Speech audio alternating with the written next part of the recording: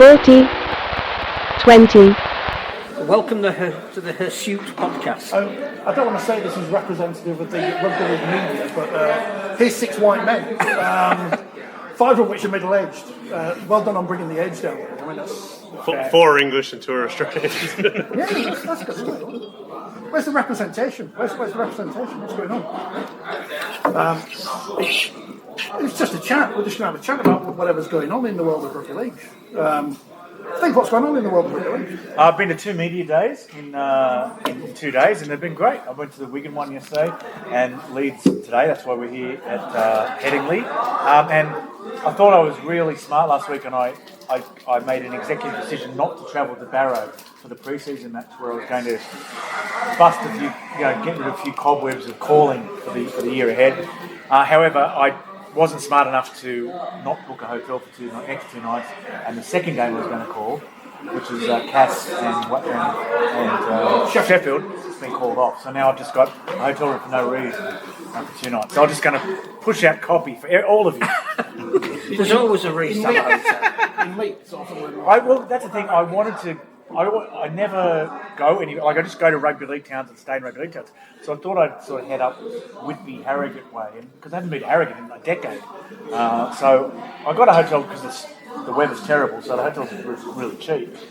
And now I'm in it for 2 nights for no reason. Surely there's a death metal gig on somewhere that you could go. Yeah, no, of course. Tomorrow night. Steve Mascord. No, tomorrow night there's a sort of a what do they call?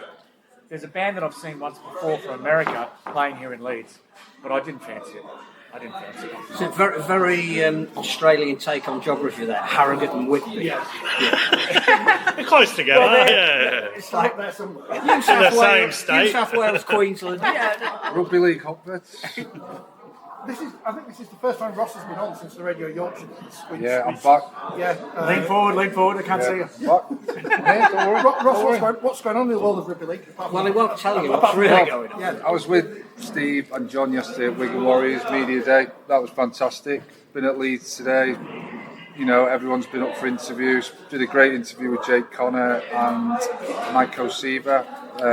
Great stories. The question is, can Leeds get back up there? Can Wigan retain the title? I always think Leeds or Wigan.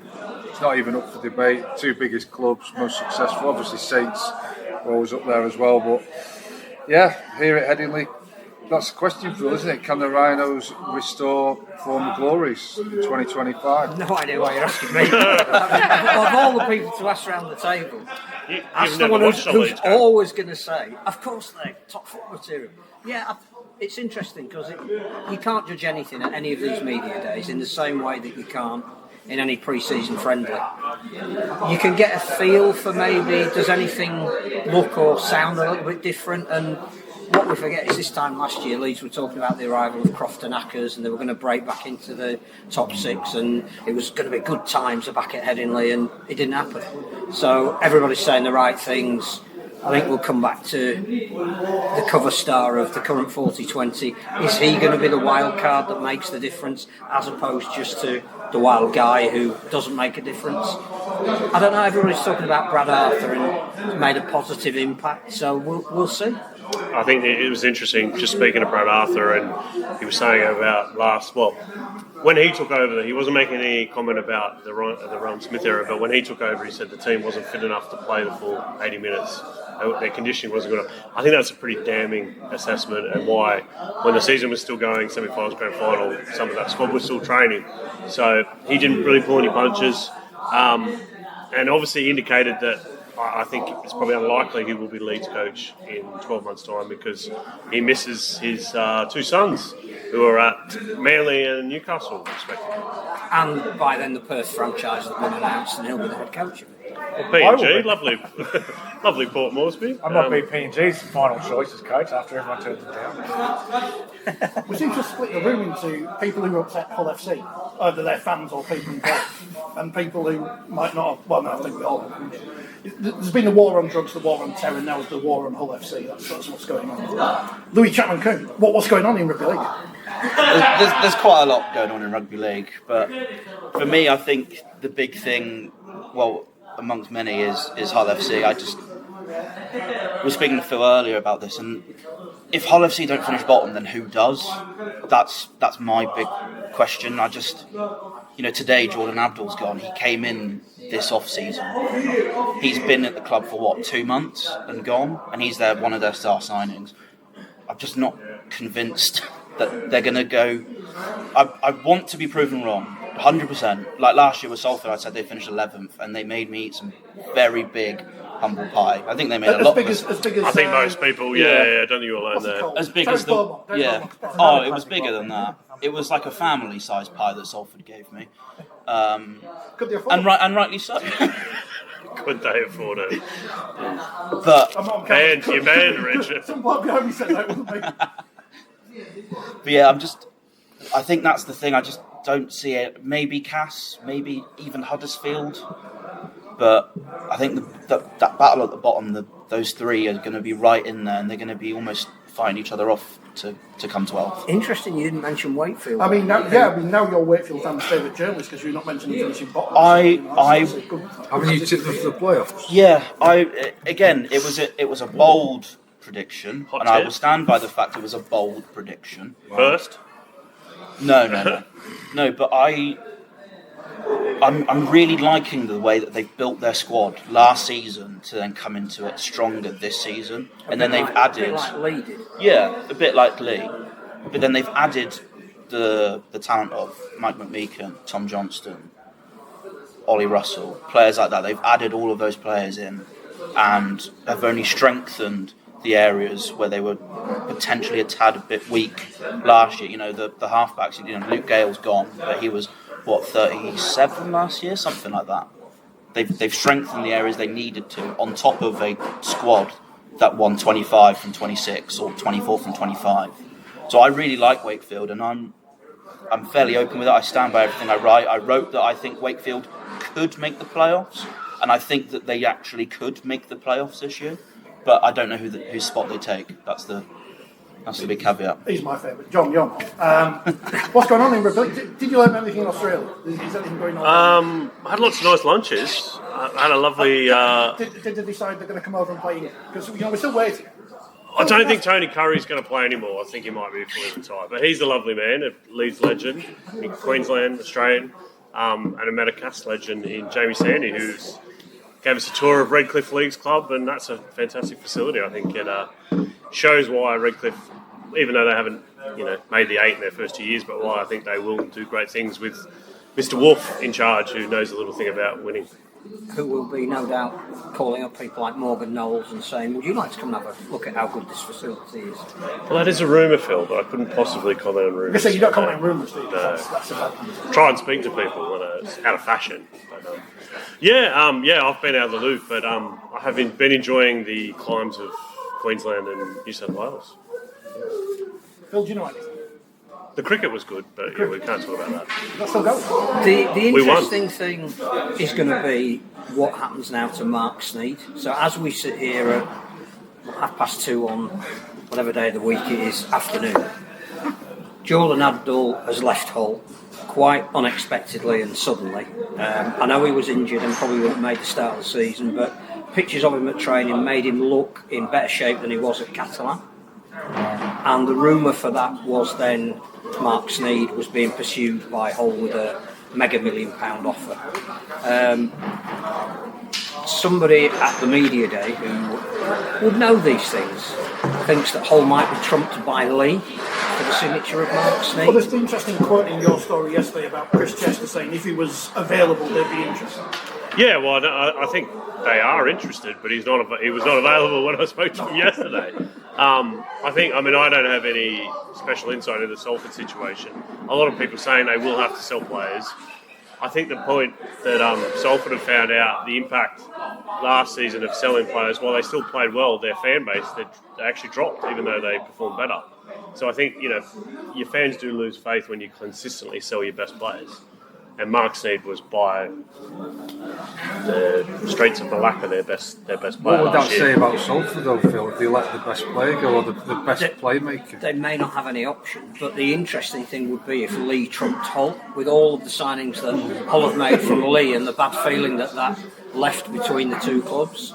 You can almost see this getting personal. Geographically, it would work a lot better for Sneed to be at League rather than Hull. But It also raises a question of Local Lamb's long-term future. We just said, like the PNG franchise is coming in 2028. Adrian Lamb is one of the people being linked with the coaching position. They want to use PNG internationals as much as they can in that side. So, does the Lamb family, is that earmarked for PNG? I think the PNG thing is really interesting, and I think one thing that hasn't been talked about is how they're actually going to recruit players. And while I haven't been to PNG, I think Steve has. A couple of times. Yeah. I don't imagine it's going to be easy to recruit. Even with tax incentives, you live in a compound. It is a third world country. But is it going to be like Toronto, where they're in Manchester really, and they just pretend to be in Toronto? One thing I was thinking was that we think Canberra is a haven for British players, but if your pay is being tripled, then maybe the compound might need to sell Marmite and a few things you can't get in Australia. It could be very, very, very British. Could have a pub called Rover's Return. I know Canberra cops a little bit of abuse, but it's probably a little bit more friendly than Port Moresby. No, but it is like players who aren't ostensibly good enough to go to the Broncos or West Tigers or whatever. They're on the fringe of maybe the England team, and they'd like a big pay rise for a couple of years. That could be the in for the PNG team. I know it's the co-captain now, but it'd be a great opportunity for Ash Ambley to play rugby in Pakistan. To actually go to PNG and play again? I thought about asking him about that, but I thought, no. Those days. I wouldn't have minded asking. I didn't ask James Bentley about Victor Radley. Victor Radley. I didn't. I What is Sean Wayne's forehead? There are certain things. There are certain things you can kind of ask softly and conversationally when you're doing print. That with a camera rolling, it's much harder to broach. And that sort of thing is one of them. Anyway. It's the art of journalism. We can talk about that for ages. Louis, the youngest person here, he's come into this world which is completely different to the one that everyone else around this table did. In terms of social media was not a thing. Yeah. When I was at college 20 years ago, let alone when... Yeah, but Phil Wilkinson had a whole bunch of students because he's former Wigan Observer, Wigan Today reporter, Rugby League Week reporter. Rugby League Week, which is how I know him, and he had a bunch of students there yesterday because that's what he does now for a living, tutors and teachers in journalism, and he really is a stickler for the old rules, and he teaches them about like if don't hand in the story that said I'm really excited about the season. don't hand in the story. He says I don't want to see a story that says Bevan French wants to win lots of silverware. I don't want to say we're ready for the match at the weekend. Don't write that. So I think there is hope when people like Phil are teaching kids how to do it. The problem is not everyone who claims to be a journalist is taught. No. Self-taught journalists. How many people yesterday, Steve, told you they were training the house down? Or never been fitter? The same amount probably as today. Yeah.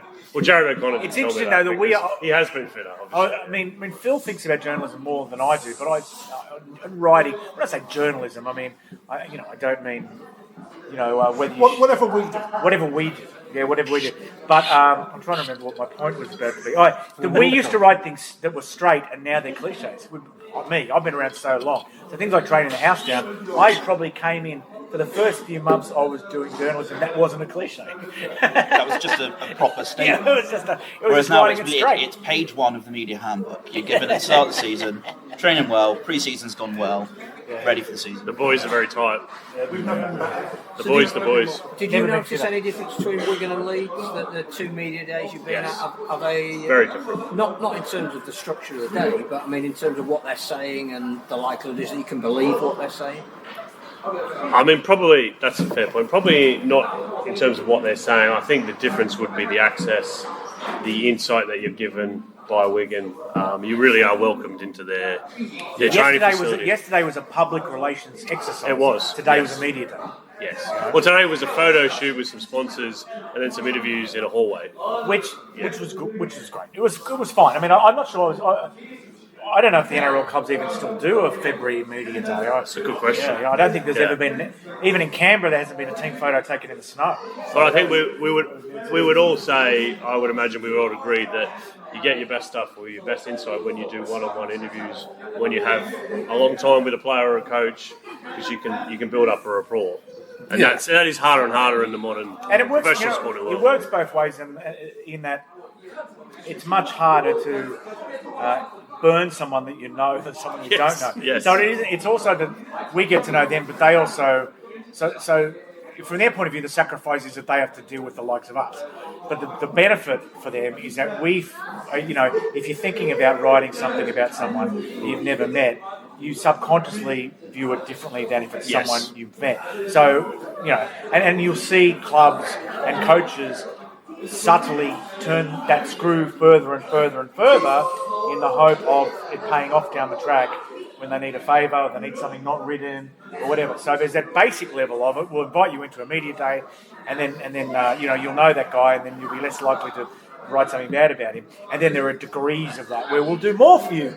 And if you don't do that, so it's a very interesting. There's an interesting subtext to these encounters. There's a good buzz around both squads, but there is at most clubs in pre-season, isn't there? I think with Wigan, me, John, and Steve were there. A lot of it's focused on Vegas. That's only like a few weeks away. This time last year, we were all talking about being in Matt Pete's top 17 for the Penrith game, the World Cup Challenge. Now they all want to be playing against Warrington in Las Vegas, which is going to be the biggest game in Super League history as a regular round fixture. I think one of the things that's interesting, and I think Steve's written and tweeted about this. We've talked, or there's been talks about an NRL takeover. Blue Sky about it too. Yeah, sorry. You've exited. Yeah, you're probably on MySpace as well, but an NRL takeover of Super League. But it is actually the top clubs, I think, which would be Wigan, Warrington, Leeds, whoever. And it is Wigan and Warrington who are building close relationships with the NRL, particularly over Vegas. And obviously Wigan did with the World Cup Challenge earlier this year. And I think Chris Radlinski's been invited to sit and attend or be an observer of the meeting of the NRL CEOs in Vegas in the week. So those are where things are, behind the scenes are being made and thrown about. I think it's a good relationship to have, though, because the NRL is growing massively. From my life in the other code, I see the game in Australia and New Zealand not falling off a cliff, but it's certainly not the game that it was 10 years ago. Because the NRL was growing so massively, you only look at the New Zealand Warriors getting 100% sellouts for the whole season.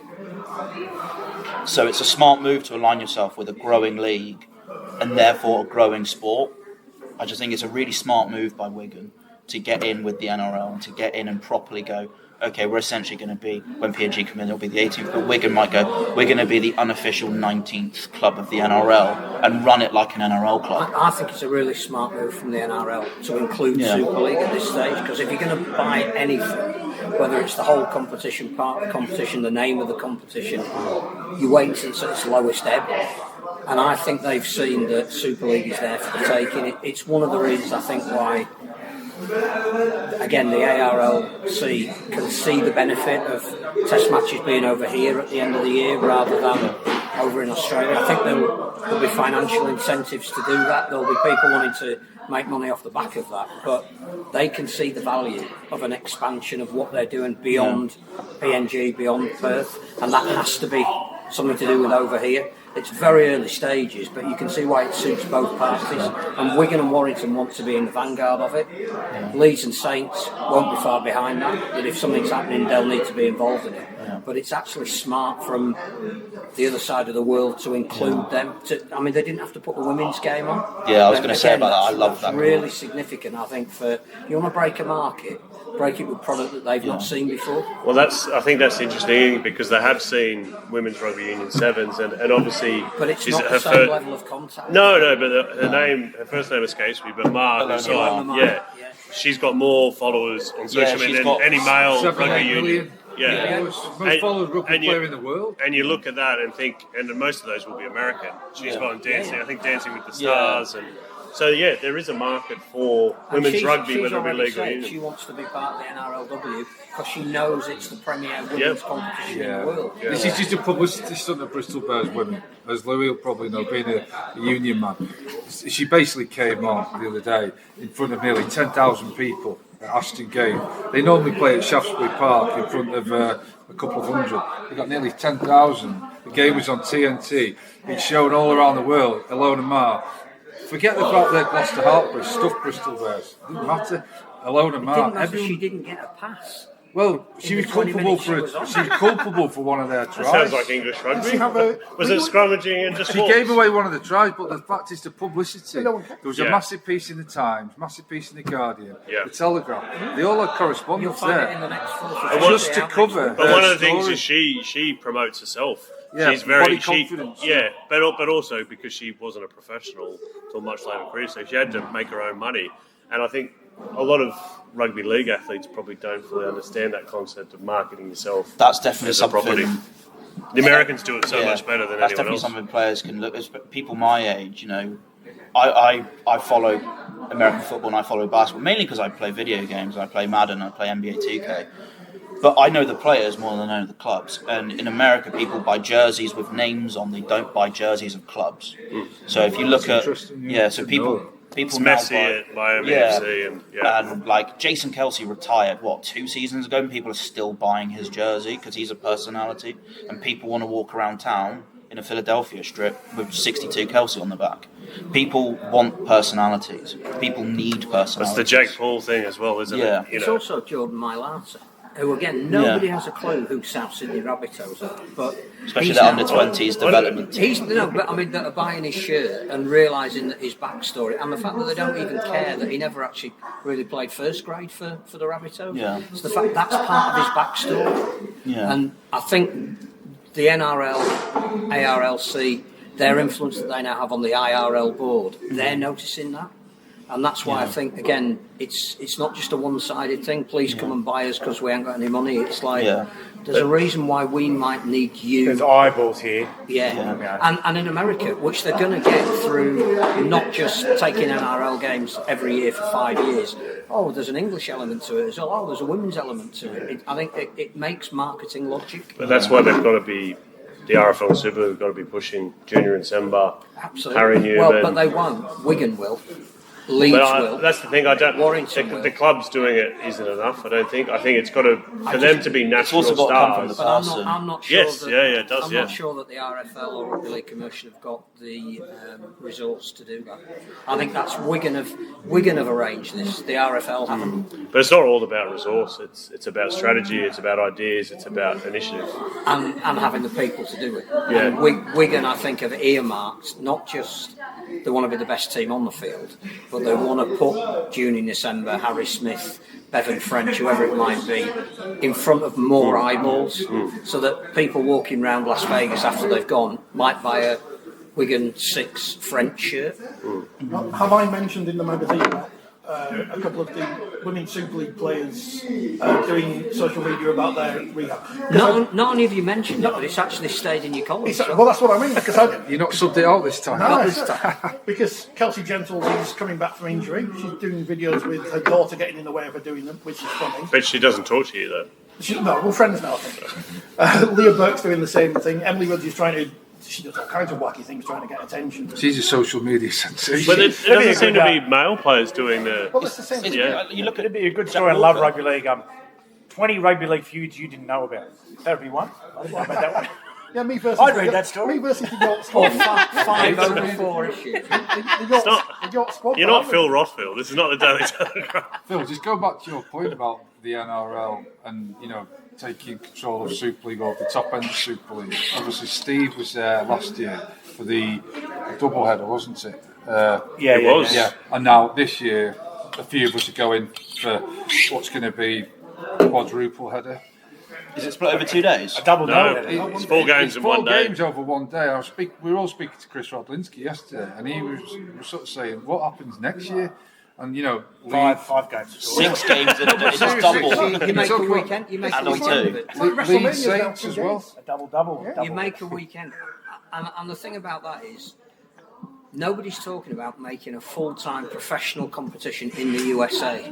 So when you went to Denver, when you went to Where's Ricky Milwaukee, Wilby? Hey, and to Serbia with the under-19s who subsequently were disbanded because of another feud, because one you do know about. But nobody is talking about the impact it's going to have in America. It's a purely take the elite of the sport into a new market and see what you can extract from that market, particularly when it comes to new TV deals, which, funnily enough, Super League have got at the end of 26 and the NRL have got at the end of 28. I think on that, Phil, with taking it to a new market, the challenge is, does it grow the game in America or does it strengthen it in Australia? Does it need to grow the game in America? For me, because the thing about America is that you're either very elite or you're a spectator. Yeah. And our sport is not going to become very elite because it's not played in the colleges. Football has struggled, even though it's had soccer, even though it's had a World Cup. It did struggle for 50 years, but rugby union's still arguably struggling, So I'm not sure that anybody's even talking about that because it's not attainable. It's growing the game. But what you can get is somebody who lives in Los Angeles that might tune in and watch an NRL game that's been streamed by Watch NRL or Fox, whatever it might be, or The Zone as they now own Fox, or the BBC or Sky. They might be tempted, having they might seen become a rugby league the fan. elite. I watched that Wigan. They're on this week. I can pay $8.99, or I can get a. If you go, you'll meet these people. Yeah, America's big enough; you can have an interest in anything. Exactly. I mean, people are interested. There's enough people in America to have a Mauritian jazz convention. You know what I mean? In Las Vegas. But that's why I think now we're concentrating on not necessarily saying, the USA Professional League is going to start next week. It's a great week. It's a great week. Like talking to Kate Ellis has got 20 people going from Dubbo. I mean, no one left in Dubbo.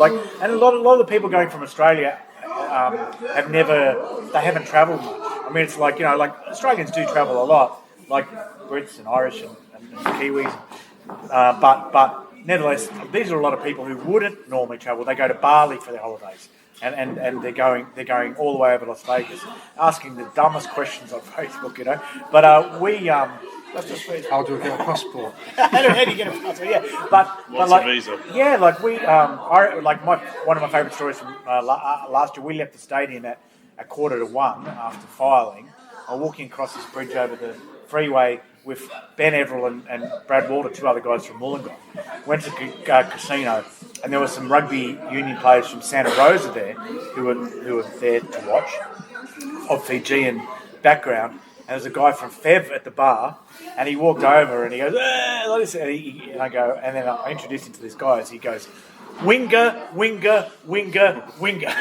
these Fijian guys, which is, maybe a bit of profile. I was going to say, culturally appropriate in the modern climate. Yeah. It's interesting though, because I think there's 5,000 Wigan fans. 5,000. That's amazing. Well, I think there's 8,500 tickets sold. Yeah, it is like good. we don't have enough things that, like before we had Magic Weekend in Australia, all we had was a State of Origin in Melbourne every now and then to sort of bring the tribe together and to get a sense of identity about what we all have in common as opposed to what is different about us, And this is another cultural step where English and Australian and Kiwi fans, along with a few locals, get to gather and culture becomes more solidified, and we have a better idea of what rugby league is really, going forward. It's a really important thing culturally, and me talking about it probably doesn't really.